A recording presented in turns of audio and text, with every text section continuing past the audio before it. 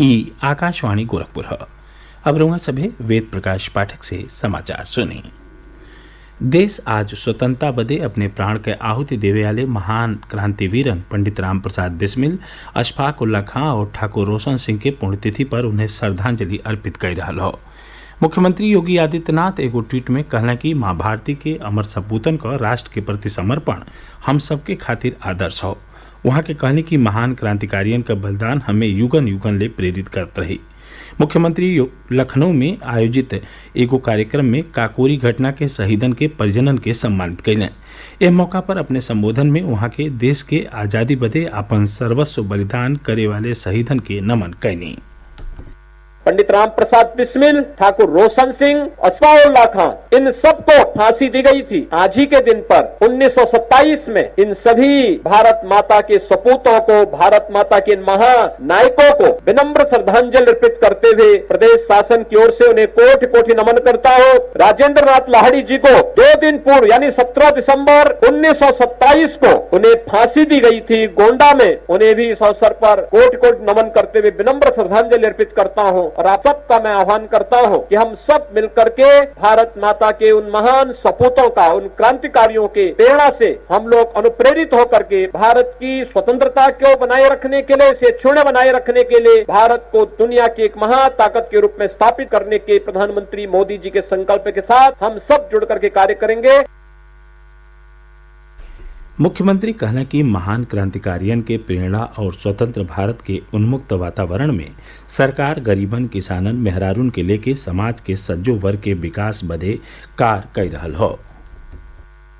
स्वतंत्र भारत में, इतने उन्मुक्त वातावरण में भारत के विकास के लिए, भारत के लोक कल्याण के लिए, भारत के अंदर गांव, गरीब, किसान, नौजवान, महिलाएं और समाज के प्रत्येक तबके के विकास के लिए आज सरकारें कुछ कर रही हैं, तो उसके पीछे प्रेरणा है इन महापुरुषों का, इन क्रांतिकारियों का, बलिदानियों का, जिसकी परिणति आज भारत तेजी के साथ दुनिया की एक महाताकत बनने की ओर अग्रसर है। वहीं जनप्रतिनिधि और आम लोग आज गोरखपुर जिला कारागार में पंडित राम प्रसाद बिस्मिल की मूर्ति पर फूल चढ़ा के उन्हें श्रद्धांजलि देने। भारतीय जनता पार्टी आज प्रदेश के 6 जिलन अम्बेडकर नगर, बलिया, गाजीपुर, मथुरा, बिजनौर और झांसी से जन विश्वास यात्रा का शुरुआत कैलस। यात्रा प्रदेश के सज्जो 403 विधानसभा इलाकन से होके गुजरी। पार्टी एकरे जरिए केंद्र और राज्य सरकार के जन कल्याणकारी कार्यों और उपलब्धियन का जानकारी जनता ले पहुंचाई। मुख्यमंत्री योगी आदित्यनाथ मथुरा से जन विश्वास यात्रा के हरियर झंडी दिखा के रवाना कैलें। वहां के कहनी कि भाजपा सरकार अपने कार्यकाल के दौरान राज्य में बुनियादी ढांचा के मजबूत कैले, प्रदेश के माफिया से मुक्त कैले, मेहरारून का सुरक्षा सुनिश्चित कैले जैसन कई गो काम कैले हो। श्री योगी कहना कि जन विश्वास यात्रा के जरिए ई सनेसा जन जन ले पहुंचावल जाये। रक्षा मंत्री राजनाथ सिंह झांसी से जन विश्वास यात्रा के रवाना कैलें। भाजपा का राष्ट्रीय अध्यक्ष जगत प्रकाश नड्डा अम्बेडकर नगर से जन विश्वास यात्रा के हरियर झंडी दिखा के रवाना कैलें। वहीं मध्य प्रदेश का मुख्यमंत्री शिवराज सिंह चौहान बलिया से जन विश्वास यात्रा के रवाना कैलें। सज्जो उत्तर भारत इस समय शीतलहरी के चपेटा में हवे। प्रदेशों में ढेर जगहिन पर तापमान में उल्लेखनीय गिरावट दर्ज कैल गई और ठंडी बेयार ठिठुरन बढ़ा देले हो।